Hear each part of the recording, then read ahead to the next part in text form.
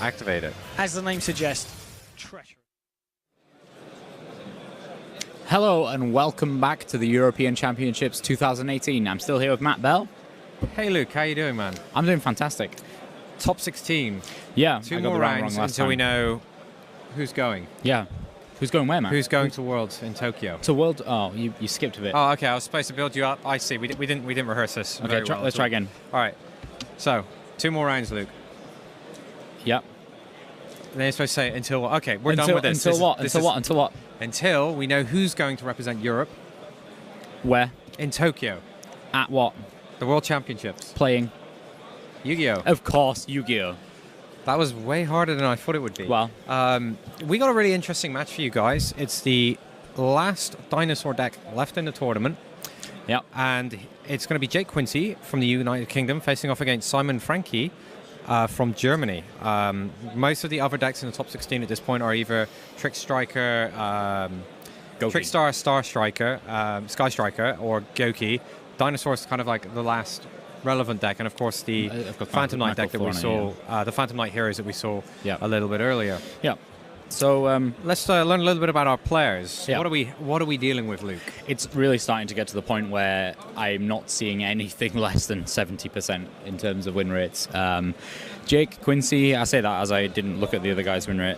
No, it's good. My statement stands. The 73% win rate by Jake. He's attended 17 tournaments. 135 recorded regional or above games. Yeah, that is a big sample size for that number. Yeah, absolutely. And then going on to Simon Franke is 12 tournaments and a 72% win rate. Both of these guys really 68 high. recorded matches. Yeah. So less than Jake, but still very, very high win percentage. Yeah, absolutely. I mean, both of these guys above 70% win rate. However, there is one needle in the haystack, chink in the armor, Caveat. pee in the mattresses. Don't do that. That's Something else. awful. I'm trying to think of other things that, those kind of. Yeah. Okay. So the caveat that Luke is alluding to is that dinosaurs have been brutalized in terms of win percentage against Gouki, only sporting Yep. a 33.33, repeating, of course, percent chance of success. Yeah, exactly. Honestly, this one looks very heavily tilted towards Jake in terms of the raw stats, and this matchup has happened 26 times in this tournament, and dinosaurs have only won 8 of those. Yeah, there's only been 48 And there's 2 people draws, so. piloting dinosaurs, whereas 173 Goukis. I'm really interested to But see. credit to Simon, he is the last dinosaur deck in contention. Yeah. He's come all the way top 16, 2 Yeah. matches away from a World Sea. Yeah, This exactly. round decides who gets a trophy. The next round decides who goes to the top 4 to Little bit get more you than play that. for the spots. Yeah, a little bit more than that. So, is there anything So interesting? it's actually 3 more rounds until we find out who's going to Japan. If you count this one as well. Yes, 3 more rounds. Yeah, after this one. Yeah, just 2 so- more, not including this one. So But this one's for a trophy. this one is for a trophy. Yeah, which is important. We have so many people out in the crowd that more and more people. There's one guy waving. Hey man. Is there anything that's interesting about Jake's build in any kind of way? Jake is playing the Neospatian Aquadolphin. Everything else seems pretty much written in stone, the same as every other deck that we've looked at that's on Gouki.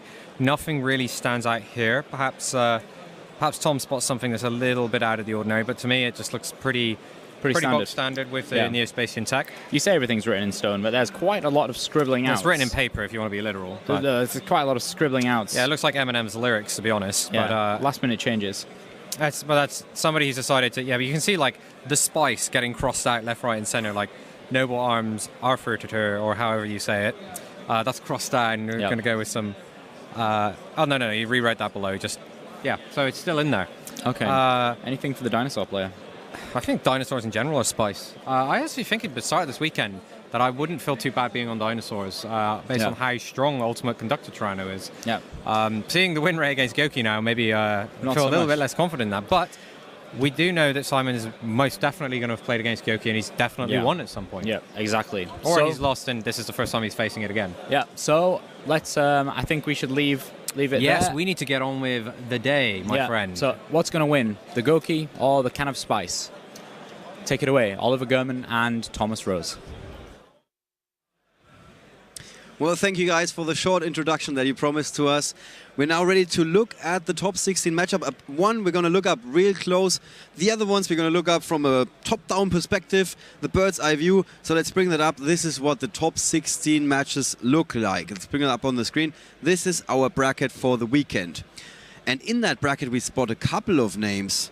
Luke Parks, somebody who we featured at the on Friday already, going up against Tom Feargoods, who we had in a feature match earlier, both Gouki players. Marcello Barberi still in competition, going very, very strong. Twitch chat has been sending their energy and it's been working so far. Yeah, guys, keep doing it if you want to see him in the finals. He's going up against Pascal Kim with Sky Striker. Then, if we're moving into the lower left corner of the bracket, we got Oskar Kleinoschek, the last Austrian player with Sky Striker Trickster, going up against Nicolas Meyer with the same deck. And last but certainly not least, this is our feature match for the round. Simon Franke with Dinosaur going up against Jake Quinse with Gouki. So Jake Quinse finished incredibly highly in the Swiss portion of the tournament. I think he was 4th after 11 rounds and is now fighting his way through that top cut, one of the last 2 remaining British players. Yes. So I'm going to be urging him on to success here. We might be seeing Marcello Barberi versus Jake Quinse in the semifinals. Those are the 2 highest profile names in that left part of the bracket.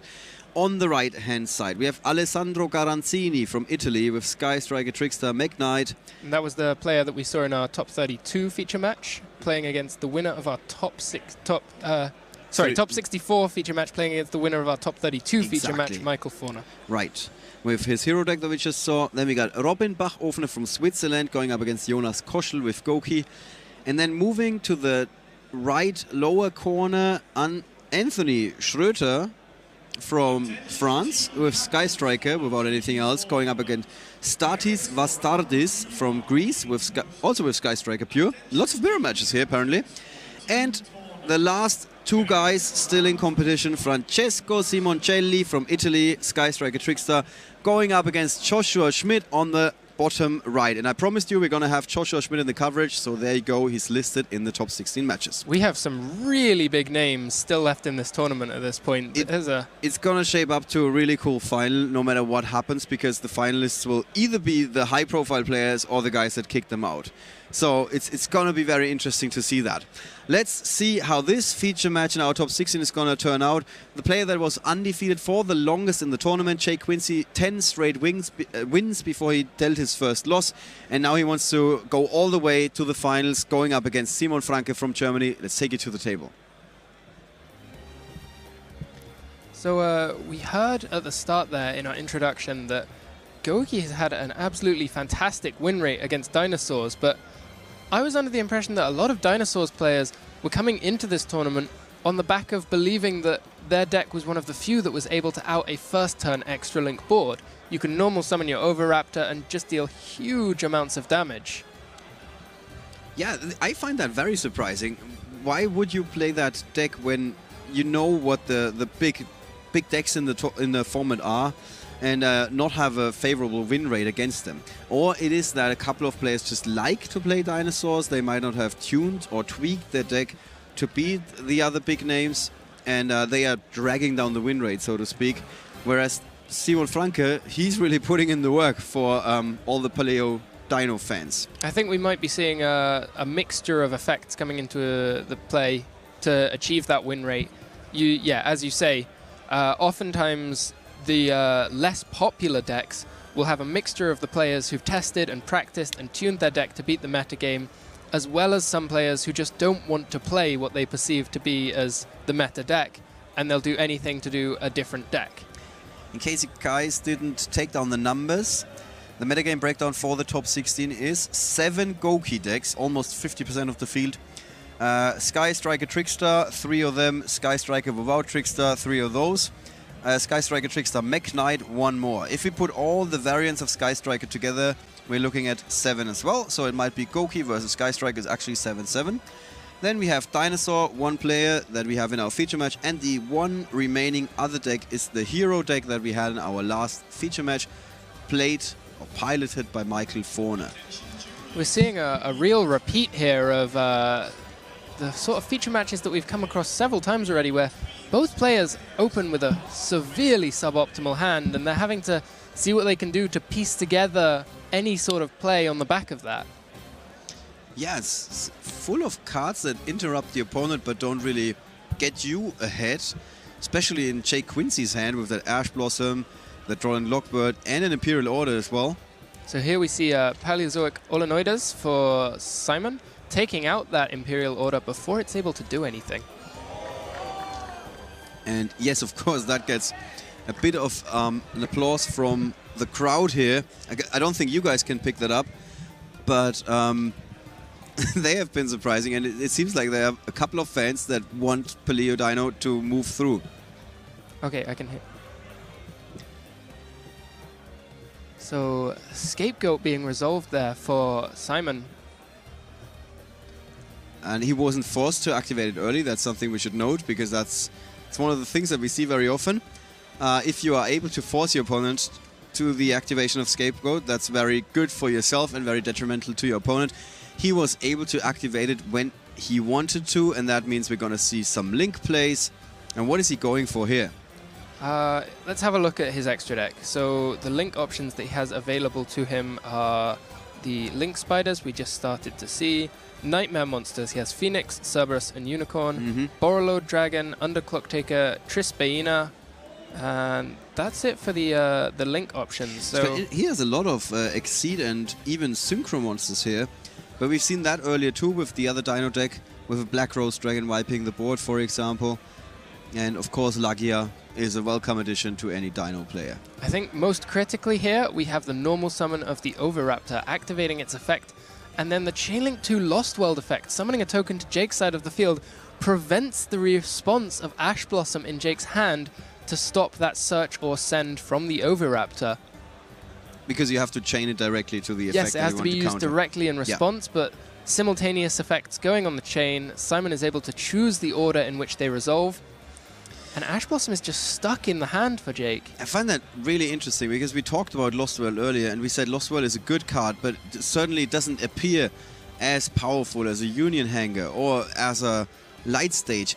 But in like the effects, the way that you can use it to play around cards that are very omnipresent even in the metagame, it just makes it so much better here.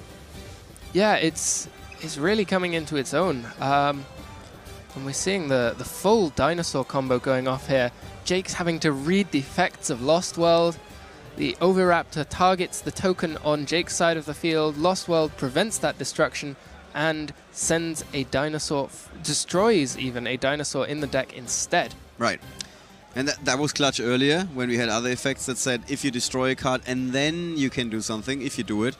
And Lost World prevents that. So again, in that particular metagame, Lost World, really, really strong card.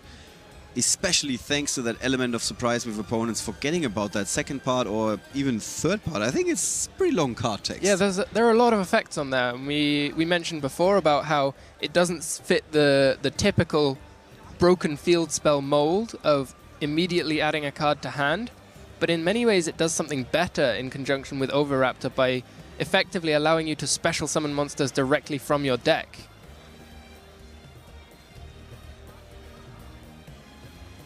Simon's going to have to be careful here. He's not making his plays as fast as he might need to in order to progress the game state in a way that the judges will be happy with. Yeah, and I think we lost the app for a second, but I think I finally figured out what it is. So we can bring it back and make sure that we're not losing it again.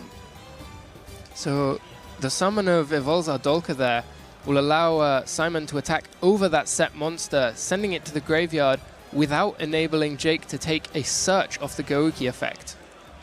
Yeah, now we're back with the app. Instead, simply returning it to the deck and not even needing to use the effect of the Dolka. Jake cannot help but be frustrated by that card. And I get it. Honestly, I get it. If it's one of those cards you're not familiar with and suddenly it's really bringing you to the brink of defeat, so, stripping you of so many options. Yeah, the Lost World having an effect that limits which cards on the field can be targeted, but I think that will only have an impact on which cards Jake is allowed to target. So that is correct, yeah. Simon here able to use the effect of Unicorn and send that Gouki headbat straight back into the deck. So Jake is biting his lip. That's a somewhat familiar picture, actually. He does it very often when he's in the feature match. It's also new for him. Like we heard that earlier in one of the interviews of Marcello Barberi. He said he's not used to the new layout of the feature match, which is interesting because you would think that nothing can move a giant like Marcello Barberi. But even he said it makes you a lot more nervous when there are so many players looking at you and you're sitting there trying to concentrate and focus on your game. Yeah, we've had in the past completely hidden away feature match areas where in many ways it's actually a more calm environment for the players who are on the feature match. But this time you're completely exposed to what is becoming quite a very big crowd. Yeah. I also have, I'm finally, Jake Quinse is just shuffling up his cards. He's like, there's nothing I can do against this field. He goes into, basically he's going to delve into his side deck and check out what he's having that can help him here.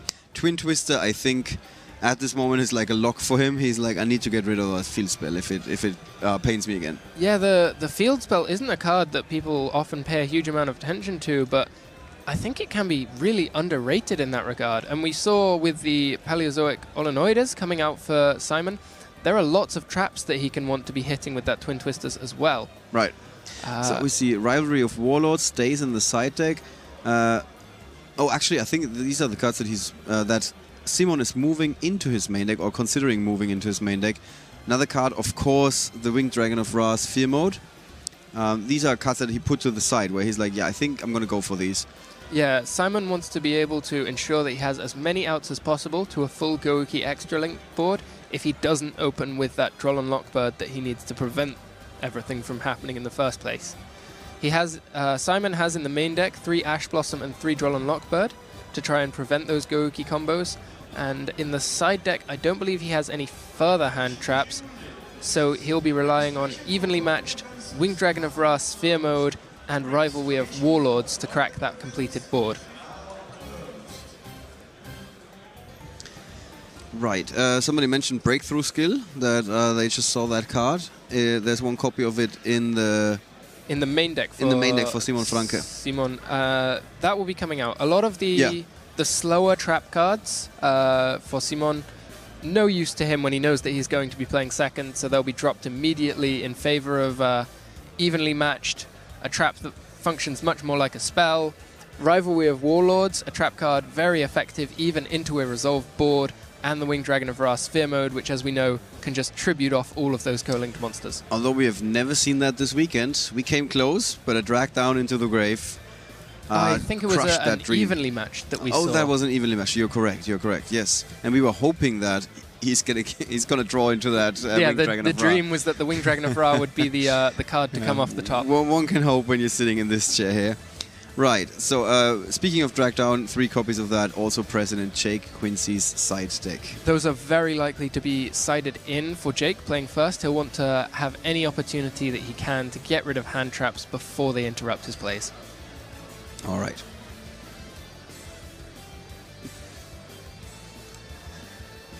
All right. Well, it's going to be a good question. What do you guys think? We have a couple of watchers today, more than 1,000 in fact. What do you think? Who's going to win this second duel? Shall we just create a little straw poll for you? And we got 30 minutes left. Yeah, the first game didn't really take very long, so the players have got plenty of time to go through their side decks and get ready for this game too. And I think we see, yep, as expected, Jake will be kicking things off. He's got the Neospatian Aquadolphin to check for any hand traps at this point. Nothing in hand has a low enough attack for him to hit with that Aquadolphin. The Winged Dragon of Ra Sphere Mode, sitting there with a question mark attack in the hand, is not lower than the attack of an Aquadolphin, as it is an undefined quantity in hand. Yeah, which for all the hand traps is like, I can pick you. So Jake knows at this point that unless he makes his way into a copy of Drag Down to the Grave, his board can be picked apart as soon as he ends turn. And quite interesting, the majority was actually voting for Simon Franke, that he's going to win Duel 2. But I think the more that they see what's happening here, with Jake Quince having this opening, the more players are like, oh, I think Jake might be moving up here. Yeah, it really depends how much value you assign to that Winged Dragon of Ra Sphere Mode in hand for Simon. And yes, we don't see it in our app here for some reason. Gonna bring that up for you guys. We're gonna figure it out.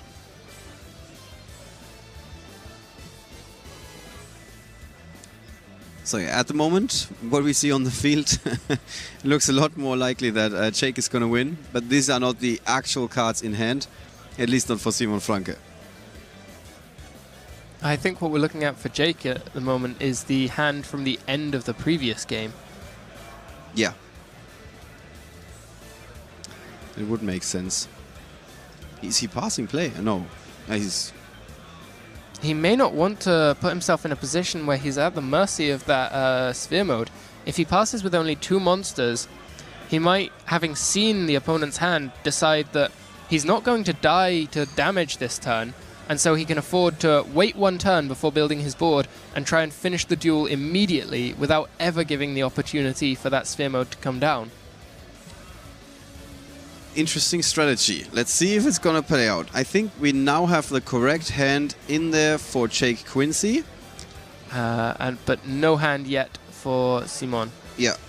So it will be interesting to see which way Simon builds his chain links here. There he you go, can guys. use the effect of Lost World to cover up the chain on his Oviraptor, but that will leave it vulnerable to the Ghost Ogre in hand for Quinse.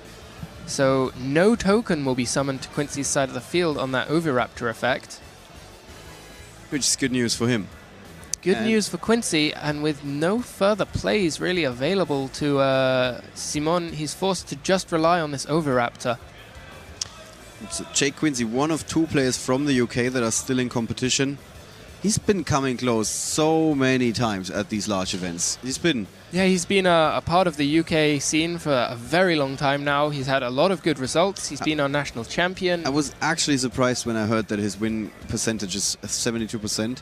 Because I would have thought he's closer to 80, to be honest, because he's had so many decent results at the top competition. But very often, unfortunately, his stream ends in the top cut. But maybe not today. At least in that second game so far, it's not looking too bad for him. I think Simon might have just fallen victim to some of his deck building choices there. He doesn't actually play any copies of Overtex Codeless or Double Evolution Pill, so he wasn't able to construct much of a board at that point. What would you have done differently in the deck building? Well, he's built his deck in a very different way to the standard dinosaur lists that we see a lot of. A lot of dinosaur decks use the ability of Soul Eating Oviraptor to send Overtex Coatless to the grave, adding the Double Evolution Pill to hand, and then from there they're able to banish 2 cards to special summon directly the big dinosaurs, the Ultimate Conductor Tyranno or the Overtex Coatless from the deck. That does, however, even in those situations, rely on access to non-dinosaur monsters. He would have needed to banish the Winged Dragon of Ra Sphere Mode from his hand as a cost if he wanted to activate that effect. Perhaps he feels that just a few tech cards like hand traps aren't enough non-dinosaur monsters to be able to run that engine effectively. And just now we saw that there was a little interruption with the judge translating a card for Jake Quinse, giving him the official card text. That's why Jake Quinse was looking up a little bit. It wasn't that he was asking for support from above. He's trying to find the support in his hand with just 2 cards remaining there. Gouki Headbat and Gouki Octostretch. I think we'll see Jake really trying to make a big push this turn. He knows that he gets 1 battle phase of his full board at maximum power before he has to lose 3 of those pieces to the Winged Dragon of Ra. It's interesting, it is the first time that we see the Winged Dragon of Ra in a hand when it could actually do something and then the player just plays around it. Yeah, that's so unfair. This really harks back to the conversation that we had in the previous round where we mentioned that losing a card in your hand to gain information, perfect information on the contents of your opponent's hand is often a good trade. So Jake discards a card for the effect of Neospatian Aquadolphin and even burns himself in the process for some life point damage, but he doesn't feel like that's a problem right now. He knows that by allowing that to resolve, he gains the full appreciation of the options available to his opponent. He won't play into that copy of Winged Dragon of Ra Sphere mode. He can just bide his time, wait for the next turn, and then see where he goes from there. Absolutely. Absolutely. It's very hard to disagree with you there. An interesting line of plays, because that might not be something that during playtesting you might come across, where like the usual takeaway is, okay, Neospatian Aquadolphin is sometimes bad, and Jay Quince thinks quite differently right now about this card, when he's like, I think this card might have saved me here, otherwise I would have run head first into that Winged Dragon of Ra. Yeah, even what could be termed as a miss was really a hit. Right. Okay, so Jay Quince must like his odds. He's now checked the graveyard several times. He's having a short conversation with a judge who might be telling him that he needs to speed up a little bit, because you cannot check graveyards 10 times before making a play. And there is no numerical limit, by the way. Don't try and quote me on this. This guy said that you can only check it 9 times. This is not what I was trying to say. All right, and we can tell Jay Quince picking up the pace here. Yep, I think Jake will feel a little bit more comfortable in this game. He's in the driving seat here. He knows that he gets to have a battle phase this turn, and that if he can push through sufficient damage, he can just end things and go straight to game 3. Yeah, that's what he has to do. Question is, can he do it? He's getting there step by step. So that first piece takes the Soul-Eating Oviraptor off the board, removing one of the problems standing in his way to amass enough damage. And Simon Franke has a bit of a question about the card interactions here, or about the effects maybe? I think Simon, considering the activation of one of the cards in his graveyard, I think that's the Survival's End in the graveyard. We can bring up the card text. Yeah, we can bring it up for you. For us, if we bring it up for the other guys, the app might crash again. Destroy as many normal monsters on the field as possible, which is really good against Scapegoat. Yep. And if you do, special summon level 4 or lower dinosaur type monsters from your deck up to the number destroyed, but destroy them during the end phase. You can banish this card from your graveyard and target one dinosaur monster you control, and one card your opponent controls, destroy them. So he knows that he's about to lose his Oviraptor to the effective Unicorn, so he'll just jump in right away, take out the Unicorn, and get it off the board immediately. Yeah. Survival's End, I've seen that at the German National Championship, where a couple of dinosaur players were piloting a similar deck, and if the card was set and the opponent ended with a Scapegoat, they would not push very heavily, wait for the opponent to flip Scapegoat, just then activate Survival's End, and that was always I win the game. That was completely I win the game. I got like 4 searches with baby Cerosaurus and stuff. Different build, if I'm not mistaken, than this. Similar, at least. There's also baby Cerosaurus, of course. But they got like 4 searches off the Survival's End or something, and the other player just lost his Scapegoat effectively. Yeah, it's really quite a strong tech in the meta that we see, with so much Scapegoat being played. With the Sky Striker tokens as well. Yeah. They are also normal monsters. Yeah, that's true. I'm kind of surprised that we didn't see it before in the other Dino deck.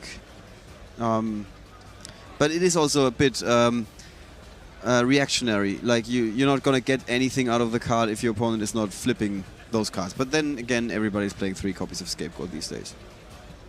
He's playing 2 copies, by the way. Simon Franke. Okay, I eat my words, I stand corrected. Yeah, we see Scapegoat being a bit of a controversial card, particularly amongst top players. It's very popular with the newer players because obviously 4 monsters, what's not to love? You've got infinite link materials, you just go nuts, you summon your Borrowload, you do what you like. But a lot of the top players realize that they need cards that have an impact on the game immediately, and Scapegoat isn't always that card. Here we see Simon seen enough of the plays and just goes straight to game 3. He's had enough of this. He's like, if I win on my terms, which means I want to go first. And so we're going to go to an all-deciding game number 3. Good news for the UK fans here. Actually, there was nobody clapping in the audience. I'm not exaggerating. I think everybody was like, yeah, okay, Jay Quince won. What else is new? Oh, I think Simon must be the fan favorite here on one of the last remaining non-standard decks in the top cut. Right. So Quince obviously, will be the favorite of the British players, but you don't always see Dino no one was expecting dinos, at least, to be at this stage of the tournament. Nobody sees those sneaky little gigantic monsters coming around the corner, which reminds me of those Jurassic Park movies. You can hear them, you can see them if you have a cup of coffee or something in front of you, but you can never actually see them. They always sneak up on you. The ninja dinosaurs, for plot reasons. It's similar here. They cannot win in 2-0. They need to have a third game to make it more dramatic. This is what the script dictates for us. All right. So both players, again, accessing their side decks here. And Simon just pondering a handful of cards. Scapegoats here. Yeah, Scapegoat, again, useless playing second, as it does nothing until your 4th turn of the match, but can be very strong when playing first. We saw that happen exactly in that way in Game 1, where Scapegoat was used to full effect for Simon when he did get to effectively kick off the game. I think it might have even been Jake that won the die roll, but with a hand of nothing, so Simon had the first real turn. It was, it was. So, and that's weird because a couple of players said what they like about Gouki is it's not the most consistent deck. That's not what anybody said. But they said it gives you a lot of free wins, and so far we haven't exactly seen that here in that particular match. No, we've seen Gouki really having to fight for everything. Yeah. Like with tooth and nail against dinosaurs, and they have really big tooth and really big nails. Yeah, but that second game there, a real testament to the Neospotian Aquadolphin tech. Even when it fails to discard a card, giving Jake the edge that he needs to win that game in a much slower way than he would otherwise have tried. Right. And again, the fan favorite is definitely Simon Franke. Even in our Twitch chat, even there, people are like, I hope dinosaurs are just going to win. And this is a strong opening. With no hand traps. Oh, no, one hand trap for Quinse, the Infinite Impermanence, the one literal hand trap. Yeah. And it's putting the name to shame, actually. Even with building his chain however he chooses, there's no way to dodge that Impermanence. Here is the Impermanence. Simon Franke seems somewhat nonplussed. Like, yeah, okay, I can live with that. And so Fossil Dig, Lost World, Soul Eating, Oviraptor. This is a pretty good opening in terms of the key cards that you want to have. But really shut down by that one copy of Infinite Impermanence. Interestingly enough, yeah. Small blessing in that the token will prevent the special summon of the Speedroid Teratop in hand for Quinse. He's again reading the Lost World. This is not one of those cases where I'm advocating that the judges need to watch for slow play. I can absolutely understand when somebody has to read Lost World 7 times. I had to read it 7 times when I translated it back then, because it's just so confusing. There's so much going on in that card text. It feels like Quinse is in a very strong position here. He's got access to a lot of warrior monsters. He can make his assault plays, but he's staring down 2 back rows and he doesn't know what they might be. Yeah, he's starting with an instant noodle soup to gain some more power and energy for this turn. At the cost of 1,000 life points. I think he's not going to mind that too much. As you mentioned, the Speedroid Teratop is forced to take a back seat for the time being, thanks to that timely little token, but that might change soonish. Even with these link plays, it may free up the main monster zones, but that's only particularly relevant in the Sky Striker deck. Yeah, not for Teratop. Teratop relies on having a completely empty field, not just main monster zones. Let's see where Jake is going. I think he's figured this out. He's going to get rid of Lost World. Yeah, it would be surprising if he bought a ticket for that recent blockbuster movie. And now, all of a sudden, it doesn't look as good for Simon Franke anymore. Yeah. That Infinite Impermanence, really big difference maker in that top 16 match. I don't know where Jake is planning to go from here, though. He doesn't have an extra monster zone available to him after resolving this Teratop. And what about the Olenoides? They don't really have a target here. The Olenoides won't be doing a great deal for Simon, and I'm not entirely sure why he chose to keep those in for this matchup. Gouki doesn't tend to set a great deal of back row. We did see the one copy of Imperial Order in the main deck for Jake in Game 1, but I'm almost certain that that would have been sided out when Jake's playing second. So it might have been the mistake during the side decking portion of the match that could cost Simon Franke here. Because he's got those 2 copies of Volleynoid. Of course, a bit unlucky to draw into 2 copies. But if he has 2 dead cards in his deck, he's going to be at a very disadvantage. It's going to be an uphill battle for him. Yeah, he has... to fight that very powerful Gouki deck. 2 copies of a card that should probably have been sided out for this matchup, particularly playing first. Yes. And Jake Quince is not known to make mistakes like that. He's like a dueling robot in flesh. Much prettier than your average dueling robot, to be honest. I can say that with confidence. Have you seen a lot of dueling robots?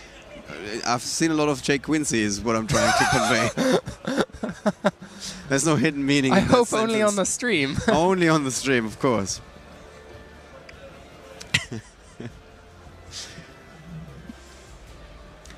Right. Commentary has taken a break.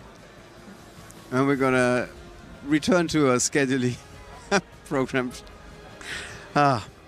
in just a second. So, I think Quince really has all of the tools that he needs to start wrapping this game up here. We can see that the 2 back rows for Simon aren't going to be having any real effect here. Yeah, he's also one of those players that, it's not a poker face what we're talking about, but like when he's winning, he's playing fast. When he's losing, he's playing slow. Slower. I'm not saying super slow or anything, but when he is confident that he's got a victory, he suddenly shifts gears and moves a lot quicker. And right now, that is what we are seeing. Jake Quince could be a Formula 1 driver in this very moment, and he would be winning more pole positions than Lewis Hamilton. I think he might still be in second to Christopher Nielsen. Okay. Yeah, but fortunately it's not an international competition in that way.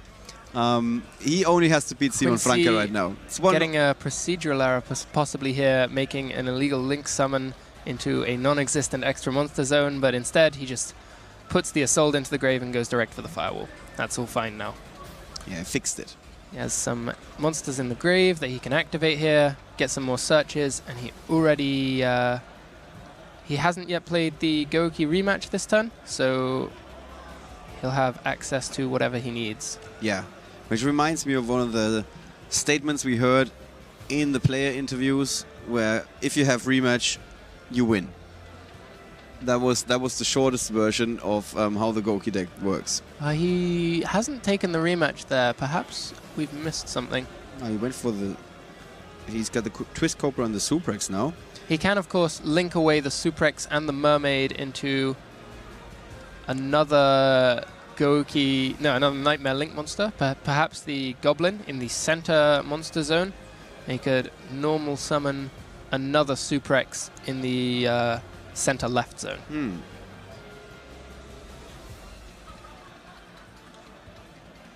Chat correcting us here, he had used the rematch previously this turn, so the only play left available to him was that Link 2 for the Goblin.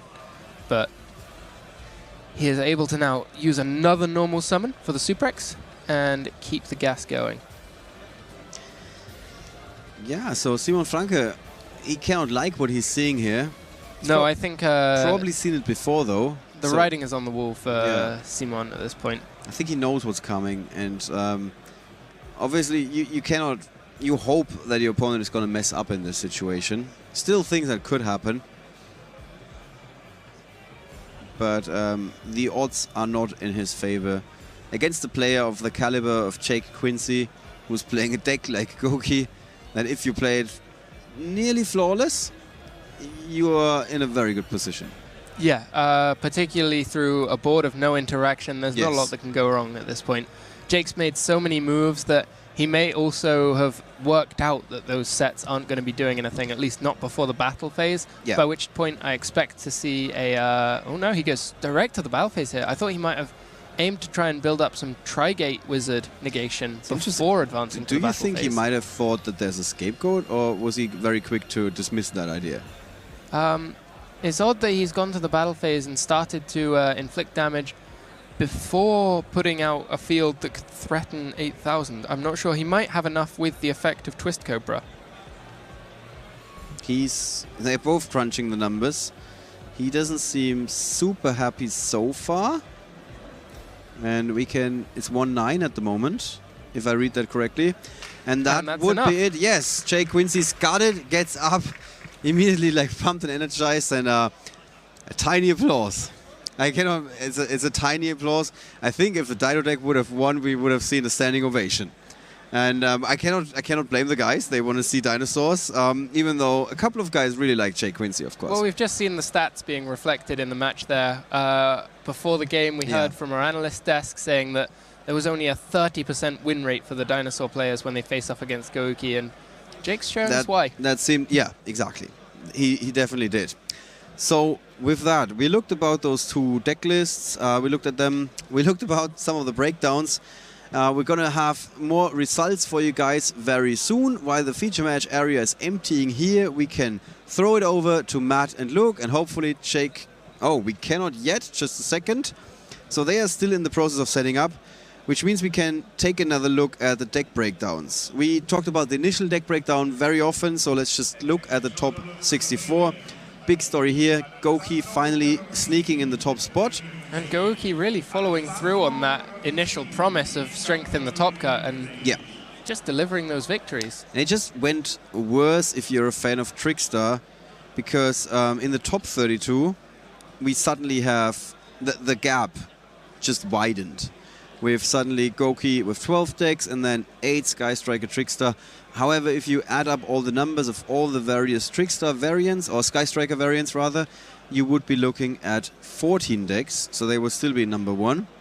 However, even if you do that, once you look at the top 16, it's not going to be enough to get be ahead of Gouki, because here we have 7 variants of Sky Striker against 7 decks. Gouki decks. All right, so it is to be expected that Gouki keeps moving up. There might be a chance that the top 8 are heavily influenced by Gouki decks. Just now we saw one dinosaur player getting kicked out by another Gouki player. We know that there was at least one Gouki mirror match in the top 16, so that's one guaranteed through, but also one guaranteed out as we progress through the event. Yes. So yeah, it's going to be interesting how that shapes up. And speaking of shaping up, let's see how it shaped up over there with Luke and Matt. Hello, thank you very much, Oliver and Thomas. What a match. We have Jake Quinse here to tell us about it. Hey guys. Congratulations, top 8. 2 more rounds to go. Oh, yeah, 2 more rounds and then the all-important, World Championship invite. Been waiting so long for this attempt. But yeah, I've never reached this stage before. The closest I got with before was in 2012. So that was quite a while ago. It was a long time. I lost in top 16 there against Josh Schmidt. A very good game, and then he made it to the top 4 and went to Worlds instead. I appreciate you asked that you didn't want to be featured this round. However, we got into a situation where it was the last unique deck in the tournament, and the win rate of that deck against your deck was so low, it was like, we're probably going to lose our chance to feature dinosaurs at this point. I was going to tell you what the win rate was so you could understand why you were here. Fair enough. Yeah, I just did not want to get featured. I didn't understand what all the dinosaurs cards do, as you could see on the stream. I always had to make sure what the field spell did, because the field spell seems pretty good. It does a lot. Yeah, field spell shouldn't do that much. And be honest, future R&D guys out there. All right, I'll keep it in mind. There'll be something more crazy at some point, but we'll keep it in mind. Anyway, so for the stats, it was a 33% win rate for dinosaurs. Yeah, the Gouki deck beats at 66%. Luckily, I was on that side of the sword. I saw your game 1, and that one looked pretty rough. You had a really bad start, and yes, the dice roll me losing the dice roll made me lose.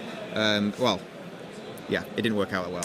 But game 2, we got to see a bit of Jake Quince in the skill level there. When you do the Aqua Dolphin, get stunned because you don't see anything there, but you do see the sphere mode, and you're like, okay, I can now figure out how I'm going to win the game based on the information I have. Yes. That, I think that game highlighted why you're such a strong player. Being able to look at that and then figure out how you're going to win the game through what is the hard counter to your deck. Yeah. And you didn't overly commit into it. You figured out exactly the minimum number of moves to make to win. I thought that was really cool. Thanks. Yeah. I didn't give you a chance to talk that through. I'm sorry about that. That's okay, no problem. It was a good play. Thanks, you guys. played that game really well. I got to give you credit. He was very surprised. I just passed. He was like, pass? I was like, yeah, I had my turn. Yeah, I must say, I was kind of in my head. I was weighing it up. Like, is he going to do it? Is he just going to go? No. Against that sort of deck, you need to play more beatdown, I guess. Yeah, exactly. And so I used you made the right move. to the advantage. Yeah, exactly. And game 3, you stomped him pretty hard. You actually saw these last 2 cards were Paleozoic Onoides, the 2 MST cards. We were very confused about why he left those in against you, and it seems that backfired horribly when he's like, but I'm Gouki. Yeah. Yeah, I'm really unsure why. There must be a reason, because he does play more Paleozoic cards. Maybe he needs, I don't know. If I looked at his deck list, I could maybe figure it out, but there must be a valid reason, I believe. Yeah. Because he wouldn't have got to this stage else. What was interesting, so he, as you saw, he was playing Morella, the one that sends to the graveyard from the deck. That's cool. That makes me think that there must be, he considers those more part of his core engine than most people are letting on. That's the only logic that I can see, but it's hard to say. The effect of like being able to destroy back row, then change that, but sending a card that can just shape the game. Yeah, I just mean in general, like that for the whole Paleozoic engine. Yes. He needs to keep the Illinoides in, so... Yeah, that could be a reason why. Yeah. Yes. That's the only one that I could think of. So, looking on to the rest of the bracket, who's left in competition that you're worried about being paired against? So my good friend Luke Parks, we're in the same bracket. Okay. And unfortunately, only one person goes to Worlds. So we've pretty much got a very similar list. We've travelled together. We've been theorising and testing against each other for the last many months, actually, in different formats in metagames. So yes, I don't want to play against him, because in the top 4 I play against him in the semi-finals. Only one will go to Worlds. Now the only upside to this is Joshua Schmidt advances to the finals, because then a spot will pass down, I assume, because he has the highest points in Germany for the Worlds. So you mentioned Luke Parks, but you Yes. know that Marcello is also on the same side of the bracket. Yeah, so Luke and Marcello are playing now in the quarterfinals. That's going to be a great match. Hint feature, guys, I'm sure. It's not like we hadn't already considered that. But yeah, that'll be alert. an amazing match. Luke Parks is definitely a strong up-and-coming player to come up, and Marcello, he's the former European champion, so that'll be a great match. And yeah, if I get fortunate enough to win my quarter-final match, then yeah, the semi is going to be really tough. I'm not going to, I don't want to play against either one of them, but if I want to get to the World Championships and if I want to do well there, I have to play against the best. So absolutely. I mean, getting to Worlds is step 1, right? And then you've got all the players that's going to be there, like Jesse Cotton from the North American side.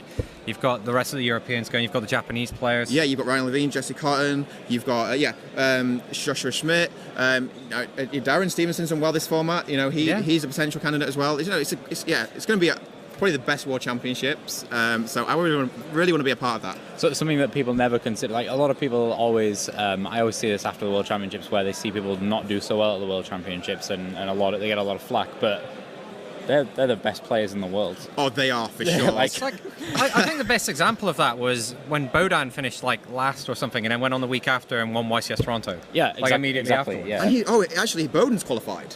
Yes, of course. Boden's getting second at the Oceania Championships. So yeah, this is a stacked world champion. Oh, it's crazy. So and Galileo, the former world champion, he qualified on points. So he's going. Yeah, I can't remember. South America. He did. I can't remember. But he locked it. So oh my God, what a world it's going to be quite the spectacle. Yeah. Yes. So whenever anyone says anything like that, it just makes me think. They don't realise the level that you have to be to get to the World Championships, especially nowadays, is so high. It's very elite. It's very hard to qualify, and that's what makes the World Championship so special and unique, because only the best qualify, and it's so hard to. So that's what everyone wants to go there. Yeah, everyone wants to get there at one point. Yeah, it's in Tokyo as well, which is, I think, for the European players, the most exciting venue, because someone like yourself who travels over to the US quite a bit to play in their events, seeing that, and it's like Japan, the mystical isle where Yu-Gi-Oh was born. It's like, actually, that's the main one our players tend to get excited about. Yeah, I've never been to Japan, so it's great.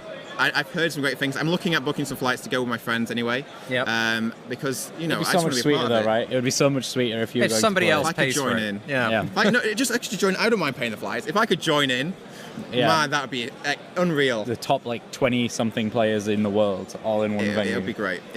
Well, so let's talk a little bit more about you and your stats for the season. Sure, let's go. Yeah.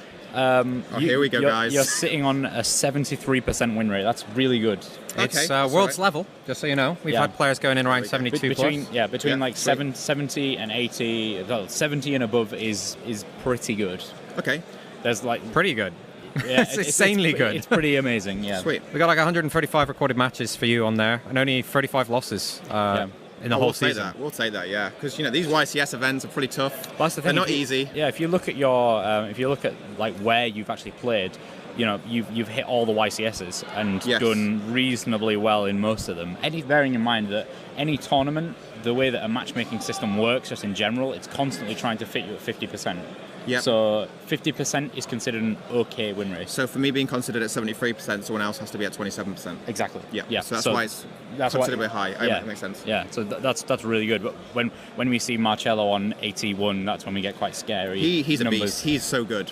Yeah. I've seen him at multiple events do really well. Yeah. Think about it this way: for every 4 players that you sit in front of, only one of them will beat you. That's quite. And he gets crazy. lucky.